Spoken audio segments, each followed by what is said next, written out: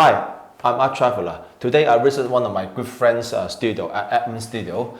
He is one of the most outrageous architect in Hong Kong because he is not only doing architectural or industrial design, he also do product design, his glasses, furniture design, and art installations, and various other projects. Edmond, I'm surprised that because you grew up in Hong Kong and study in Hong Kong, have a very typical career path in front of you.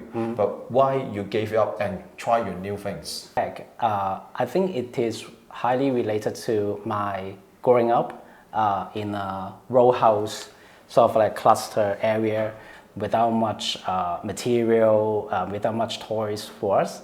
But at the end of the day, actually all these constraints and limits allow us to be more sensitive to the surroundings. We become very creative in entertaining ourselves.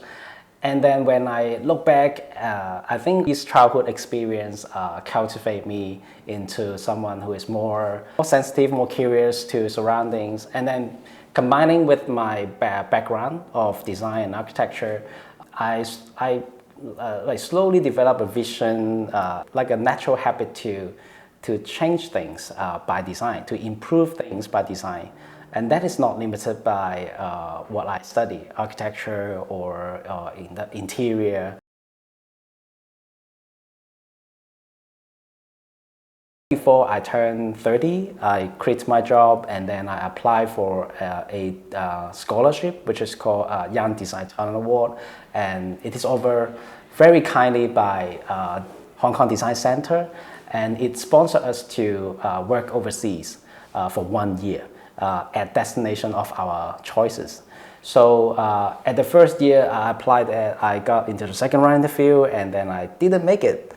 And then I left with the whole year to be free and I can think about what I should do before I apply for the next year. And that is actually how I started my company. And it was actually a good year because I left completely free. I can start with my own interests, my own desire to design whatever I want. And at that time, I'm quite heavily influenced by the startup culture, maker culture in the America. As architect, we got sort of first-hand experience in 3D printing, and it's fascinating technology that can produce 100 things, but they are not the same. If we have to make 3D printing useful, it has to be robust and it has to be something we can use. It can't be just a prototype. I have a need for eyewear, and I think eyewear is small and it doesn't consume a lot of 3D printed material, which is quite expensive at that time. So I picked eyewear. At the end of the year, I presented a project to the Hong Kong Design Center board, and then I got the scholarship. So in the next year, I was able to work in Tokyo, Milan, and New York at two different firms. In the Tokyo, I work in Sou Fujimoto office, and then I stayed 1 month in Milan for the exciting Milan Design Week, which you got to see so many brand names, furnitures, and star designers showcasing their products. And I also showcased my first collection of furniture there. At the last half year, I was in New York, which is a completely different working environment and country as in Tokyo. I was working in this industrial design office, and it is a desire for me to work in a real product design studio so that I can really learn the know-hows about industrial design. And back to Hong Kong, I think to now about 4 years, and I gradually developed my studio onward.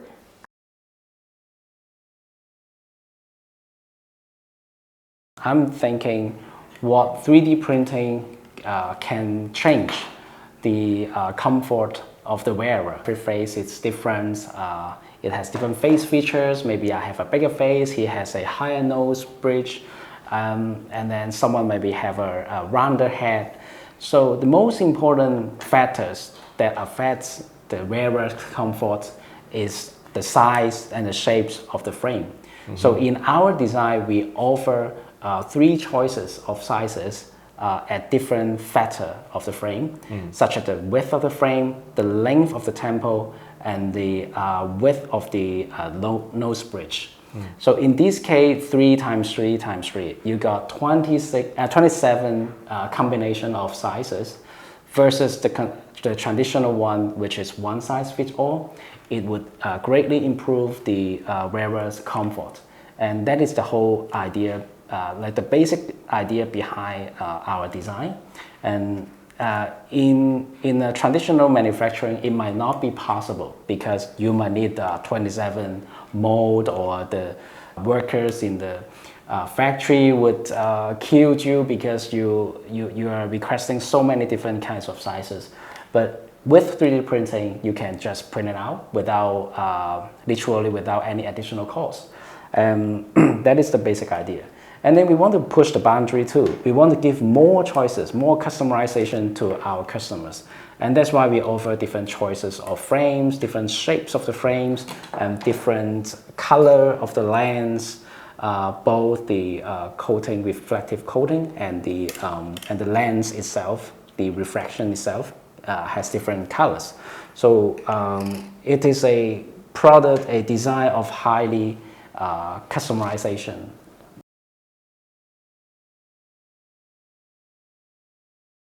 It's like a playground for the cats and the cat owner. We not only consider the functions of a dining table, we also think about how the cats would interact with the table. For example, the leg of the dining table is not just a smooth surface. We added this kind of small groove line detail so that the cat owner can tie ropes along it, and then it becomes a scratch pole for the cats. And making use of the space underneath the dining table, it is actually a resting area for the cats. We added a hammock so that the cats can sleep inside, can rest inside, and this is their favorite space because it is dark and it is covered with something and give them a sense of safety. And on the tabletop, you can see there are 3 circles, and these circles are actually holes which the cat owner can see through and see the lovely cat sleeping down there. And of course, they will touch them and try to interact with them with toys. And the cover of the hole is not just a cover, it's actually a bowl which the cat owner could put their cat's favorite snacks here and attract their cats to come up and enjoy. So it is a furniture which improves the relationship and bring happiness to the cat owner and cat.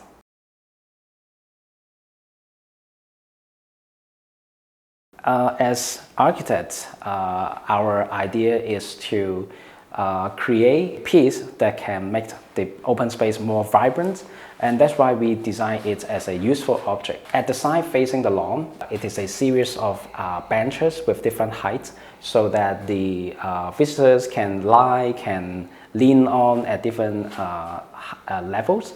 And at the side facing the path, it is actually a series of percussion devices, and which kids can just walk along the path, and then with their hands touching it, it produces interesting sound effects.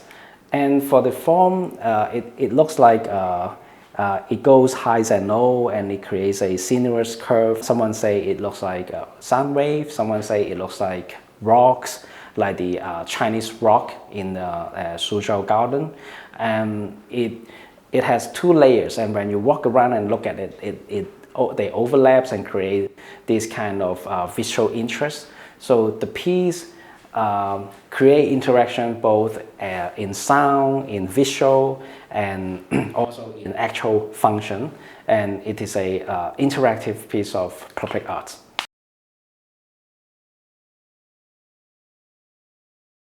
The bench here we designed is called X bench, and X stands for exercise. It also has a similarity to the structure of the bench. And the idea behind the design is to create a bench that is multifunctional. At one mode, it looks like it functions like a normal bench. It sits 2 persons, and it can be used next to your dining table. And after your dinner, we want people to start moving. So if you lift up the backrest, and it becomes an exercise bench, and with something heavy that you can find at your home, it could be a dumbbell, it could be a book or a water bottle. Working with that and the bench, and you can exercise at different mode. You can perform different kind of exercise and train different parts of body. And even if it is lie down, you can use it for arm training, like our tricep training. You can push against it and then rest your leg on it, and then you can do another set of exercise.